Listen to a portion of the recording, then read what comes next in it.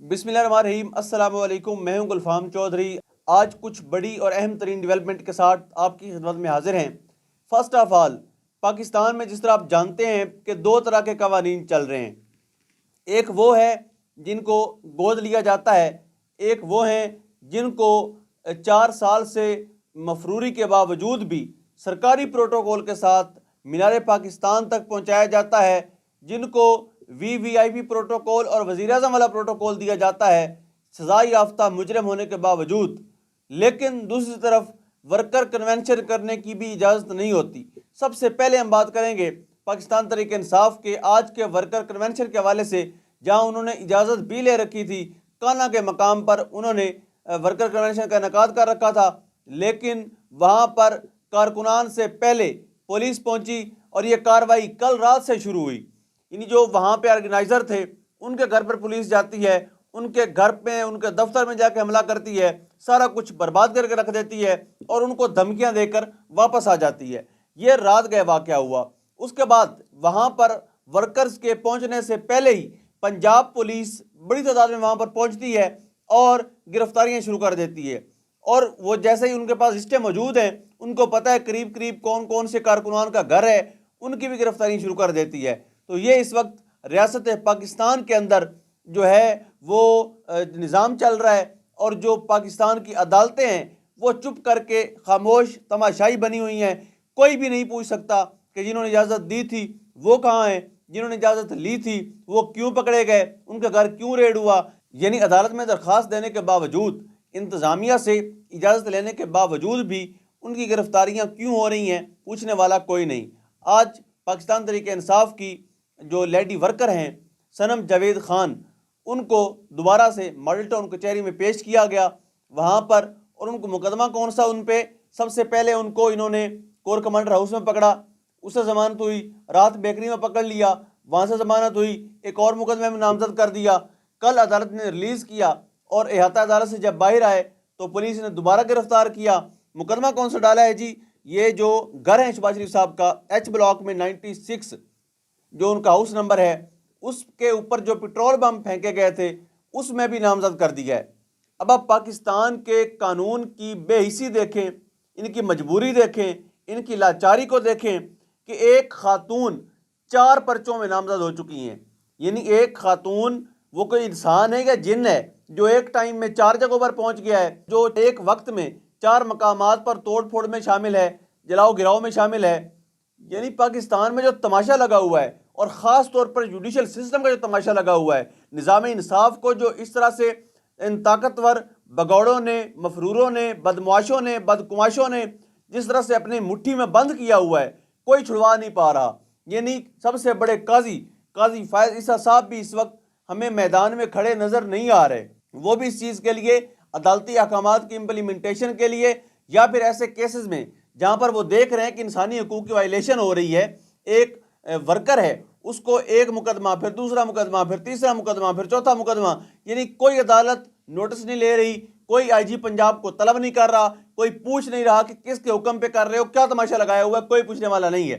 اس کے بعد ہم بات کریں گے کل ایک مفرور اشتہاری 4 سال سے جو یہاں سے بھاگے ہوئے تھے، 4 ہفتوں کے لیے گئے تھے دوائی لینے، ایک ایسے مفرور مجرم کی واپسی تھی، اور پورے کا پوری سرکاری مشینری، پورے کے پورے ادارے ان کے سامنے بے بس نظر آئے، ان کے سامنے جو ہیں وہ غلام نظر آئے، ان کے سامنے جھکتے نظر آئے۔ پورے سسٹم نے، اس کرپٹ پولیٹیکل سسٹم نے، ان اداروں نے، جوڈیشری نے، سب نے سرنڈر کیا ہے نواز شریف کے سامنے، ایک ایسے شخص کے سامنے جس کو سپریم کورٹ تاحیات نہر قرار دے چکا ہے، ایک ایسے شخص کے سامنے جو پاکستان کی عدالتوں کو دھوکہ دے کر گیا تھا، جو 4 ہفتوں کے لیے گیا تھا اور وہاں پر پیزے پارٹیاں چلتی رہیں اور پاکستان واپس نہیں آیا۔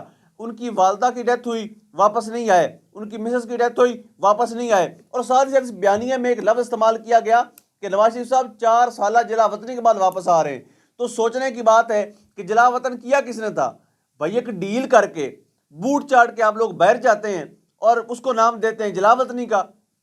ایک خود ساختہ جلا وطنی جس کو ہم بزدلی کہہ سکتے ہیں، بے شرمی کہہ سکتے ہیں، ڈٹھائی کہہ سکتے ہیں، کہ جو 4 ہفتوں کے لیے گیا اور جس نے جو ان کا ضمانتی تھا اس پر 16 ارب کی منی لانڈرنگ کیس کا فرد جرم عائد ہونی تھی، لیکن ان کو وزیر اعظم بنا دیا گیا۔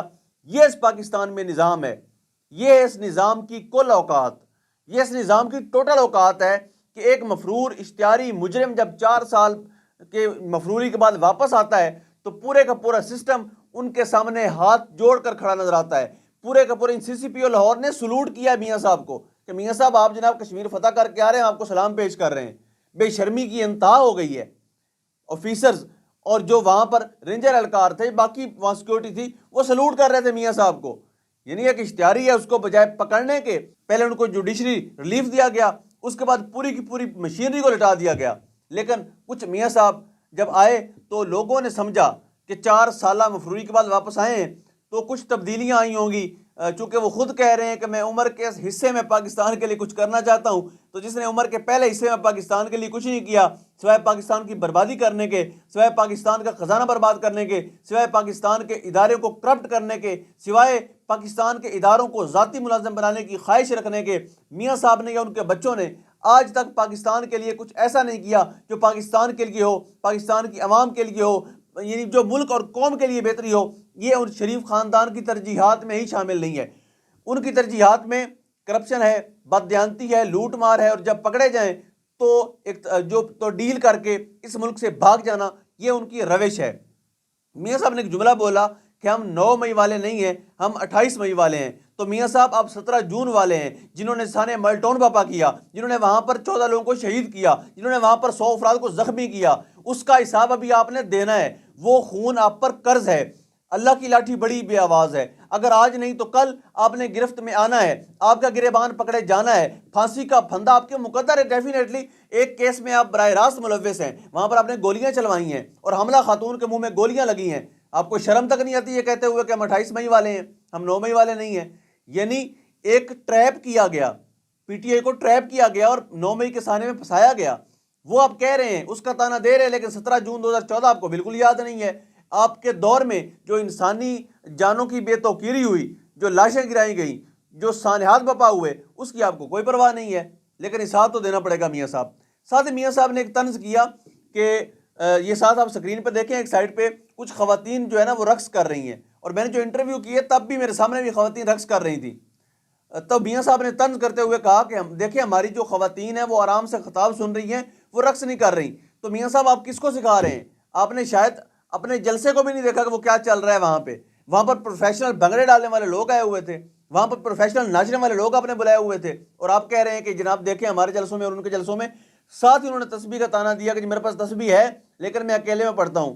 بالکل آپ اکیلے میں پڑھتے ہیں، لوگوں کے سامنے آ کر آپ مگر مچھ والے آنسو بھی بہاتے ہیں، لوگوں کو کہانیاں بھی سناتے ہیں، جھوٹ بھی بولتے ہیں، بددیانتی بھی کرتے ہیں۔ یعنی اگر آپ نے 40 سالہ سیاست کرنے کے بعد بھی آپ نے جو اقتدار دیتے ہیں ان سے یہ ڈیل کی ہے کہ میں میدان میں تب آؤں گا اگر میرا مخالف میدان میں نہ ہو، میں میدان میں تب اتروں گا اگر وہ جیل میں ہو، میں میدان میں تب آؤں گا اگر وہ نااہلی کا سامنا کر رہے ہوں۔ اگر آپ نے 40 سالہ سیاست کے بعد بھی اپنے آپ کے لیے اتنا کھلا گراؤنڈ مانگا ہے تو فٹے منہ میاں صاحب کی سیاست پہ کہ آپ 40 سال میں اتنا کچھ نہیں بنا سکے، 40 سال میں اپنا سیاسی مورال اتنا ہائی نہیں کر سکے کہ یہ قوم کا انتخاب آپ ہوتے۔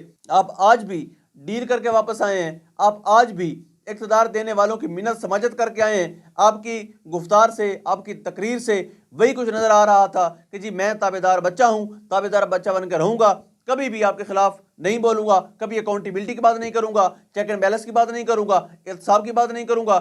تو پاکستانیوں کو مبارک ہو، ایک بار پھر سے مفرور اشتہاری مجرم کو آپ کے اوپر تھوپنے کی تیاریاں مکمل ہو چکی ہیں۔ لیکن یاد رکھیں فیصلہ آپ کے ووٹ نے کرنا ہے، at the end election day پہ فیصلہ ہونا ہے کہ سرپرائز کس کو ملتا ہے، میاں صاحب کو یا خان صاحب کو۔ بہرحال اللہ پاک وطن عزیز کا حامی و ناصر ہو۔